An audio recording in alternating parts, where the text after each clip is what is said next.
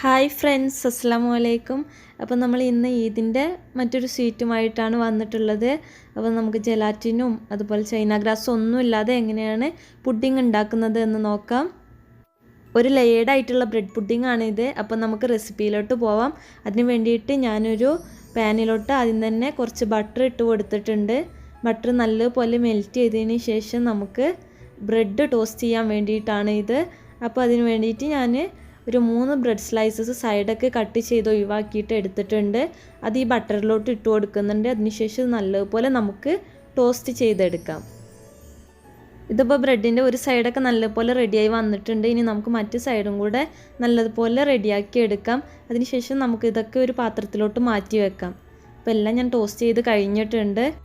ഇനി ഈ bread slices ഒക്കെ നമുക്ക് മാറ്റി വെച്ചതിന് ശേഷം നമുക്ക് മിൽക്ക് സിറപ്പ് ഉണ്ടാക്കണം. അതിന് വേണ്ടിയിട്ട് ഞാനൊരു പാന് ചൂടാക്കാൻ വെച്ചിട്ടുണ്ട്. അതിലോട്ട് 1 കപ്പ് അളവിൽ പാൽ ചേർത്ത് കൊടുക്കുന്നുണ്ട്. 250 ml ഒരു കപ്പ് പാലാണ് ഞാൻ ചേർത്ത് കൊടുത്തിട്ടുള്ളത്. പിന്നെ അതിലോട്ട് മധുരത്തിന് ആവശ്യമായിട്ട് ഞാനൊരു 2 സ്പൂണിൽ മിൽക്ക് മെയ്ഡ് കൂടെ ചേർത്ത് കൊടുക്കുന്നുണ്ട്. മധുരം ഒരുപാട് ആവശ്യമുള്ളവർ മിൽക്ക് മെയ്ഡിൻ്റെ അളവ് കൂട്ടി കൊടുക്കുക, കുറക്കുക, എന്ത് വേണമെങ്കിലും ചെയ്യാം നിങ്ങളെ ഇഷ്ടത്തിനനുസരിച്ച്.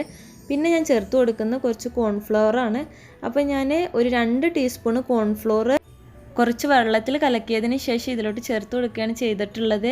പിന്നെ നമുക്കിത് കുറച്ചൊന്ന് കട്ടിയാവുന്നത് വരെ മിക്സ് ചെയ്ത് കൊടുക്കാം. ഒരുപാട് കട്ടിയാവുകയും വേണ്ട, ഒരു സിറപ്പിൻ്റെ രീതിയിൽ ഒന്ന് റെഡിയാക്കി എടുത്താൽ മതിയാവും.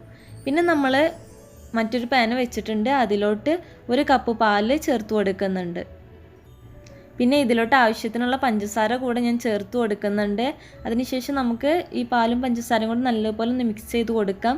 പിന്നെ ഇതിലോട്ട് ഒരു 1/4 ടീസ്പൂണ് ഏലക്കാപ്പൊടി കൂടെ ഞാൻ ചേർത്ത് കൊടുക്കുന്നുണ്ട്. പിന്നെ ഇതിലോട്ട് കുറച്ച് മിൽക്ക് മെയ്ഡ് കൂടെ ചേർത്ത് കൊടുക്കുന്നുണ്ട്. മിൽക്ക് മെയ്ഡ് ചേർത്ത് കൊടുത്താൽ നല്ലൊരു ടേസ്റ്റ് ആയിരിക്കും. ഇനി നിങ്ങളെ കയ്യിൽ മിൽക്ക് മെയ്ഡ് ഇല്ലയെന്നുണ്ടെങ്കിൽ അത് സ്കിപ്പ് ചെയ്താൽ മതി. അതിന് പകരമായിട്ട് നമ്മൾ പഞ്ചസാര കുറച്ചുകൂടെ കൂടുതൽ ചേർത്ത് കൊടുത്താൽ മതിയാവും.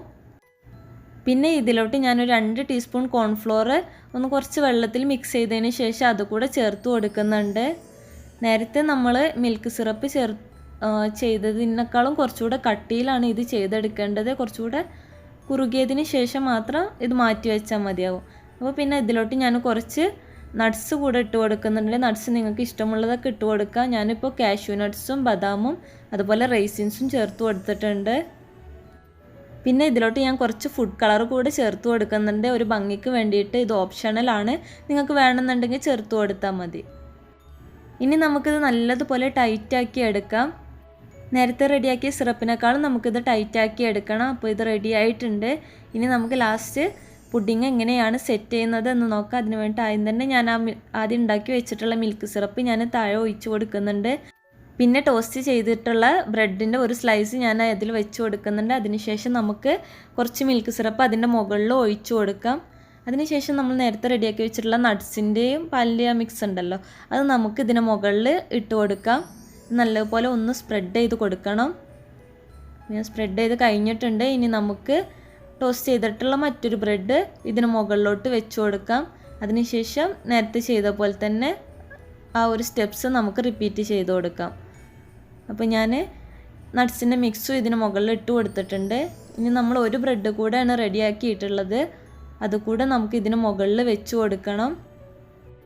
പിന്നെ നിങ്ങൾക്ക് ഒരുപാട് തയ്യാറാക്കണം എന്നുണ്ടെങ്കിൽ കുറച്ചുകൂടെ അളവ് കൂട്ടിയെടുത്തതിന് ശേഷം ചെയ്താൽ മതി. ഒരു ട്രേയിലോ എന്തിലേലും വെച്ചിട്ട് അതിൽ സെറ്റ് ചെയ്ത് എടുത്താലും മതി. ഇനി ഞാൻ ഫോർക്കിൻ്റെ അറ്റത്ത് കുറച്ച് ഫുഡ് കളർ ചേർത്ത് കൊടുത്തതിന് ശേഷം ഒന്ന് ചെറുതായിട്ടൊന്ന് ഡിസൈൻ ചെയ്ത് കൊടുക്കുന്നുണ്ട്.